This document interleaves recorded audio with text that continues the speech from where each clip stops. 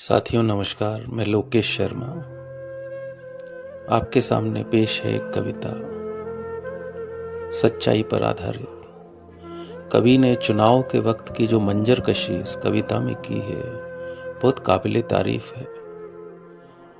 कवि का नाम मालूम चलने पर आप इनबॉक्स में लिखकर भेज सकते हैं। कविता का शीर्षक है वे आए थे साहब। वे आए थे साहब, 2-3 लोग थे, बोल रहे थे मंत्री जी का खाना है तुम्हारे घर, तुम्हें चुना है हजारों में, खुशकिस्मत हो तुम।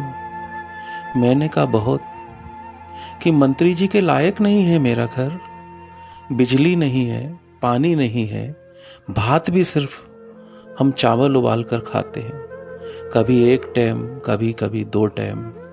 मेरा घर उनके काबिल नहीं साहब। मैंने कहा बहुत, मगर मेरे कहने का कम मोल था मेरे देश में, मेरे देश के सफेद पोश के सामने। वे बोले सब हो जाएगा, तुम बस कोने में बैठ जाना फोटो के बकत। वे आए थे साहब, घर पोत गए, सब हरा हरा दिखने लगा साहब।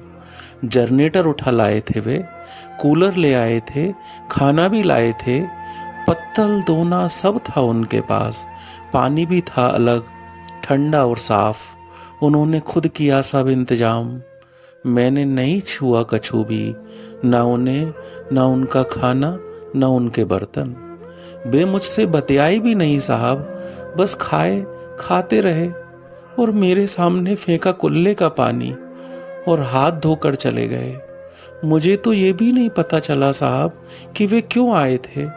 तुम ही बता दो साहब, वे अपनी भात मेरे घर पर बैठकर खाने क्यों आए थे।